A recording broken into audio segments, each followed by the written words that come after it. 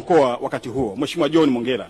Malumbano hayo yalipelekea mradi kusimama kwa muda mrefu mpaka mwaka 2023 baada ya Mheshimiwa Waziri Mkuu kuingilia kati na baadhi ya watumishi kushtakiwa. Kamati ya fedha, mbunge alikuwa ni mjumbe wa kamati ya fedha wakati huo, hakushiriki kikao husika kwa ruhusa, lakini posho alichukua. Hii ilikuwa ni mwaka 2023. Ikampa mkandarasi ndugu Tribe Construction, lakini hakuweza kuendelea na kazi tena. Ikatokea malumbano baina ya mkandarasi na kazi ikaanza tena upya mwezi wa 4 mwaka 2024 na kuomba kulipwa malipo ya awali. Ndiyo jengo likaanza kujengwa na sasa lipo ghorofa ya 6. Mpaka sasa, Mheshimiwa Spika, mkandarasi amekwisha lipwa hati 2 pamoja na malipo ya awali. Jumla ya hati zote 2 ni shilingi bilioni 1 na milioni 200. Pamoja na malipo ya awali, jumla inakuwa ni shilingi bilioni 2 na milioni 200. Na jengo lipo ghorofa ya 6. Na kilicholipwa mpaka sasa ni kidogo kulingana na uhalisia wa jengo mpaka hivi sasa. Hivyo, mkandarasi analipwa malipo yake kwa kazi alizofanya, zikihakikiwa pia na mhandisi wa jiji kwa kazi zilizofanyika tu. Mheshimiwa Spika, kwa ujenzi unaofanywa na mkandarasi mshauri huandaa hati ya malipo kulingana na kazi iliyofanyika.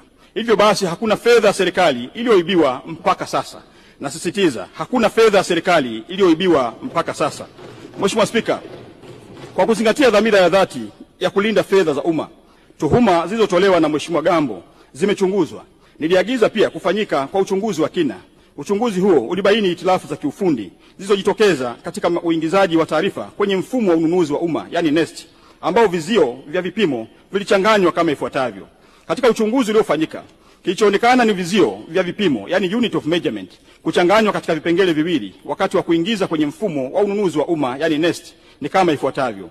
Kipengele cha zege la sakafu la chini kwa unene wa milimita 200 ilikadiriwa kuwa mita za mraba 1128 kama ilivyoonyeshwa kwenye BOQ ya mhandisi mshauri. Hata hivyo, wakati wa kupandisha kipengele hicho kwenye mfumo wa manunuzi, yani NeST, kipengele hicho kilipandishwa kama mita za ujazo 1128.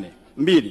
Kipengele cha zege la sakafu la juu kiliainishwa kuwa ni mita za mraba 7034 kama ilivyoonyeshwa katika BOQ ya mhandisi mshauri. Lakini katika kupandisha kwenye mfumo ununuzi wa umma, kipengele hicho kiliingizwa kama mita za mraba 7034.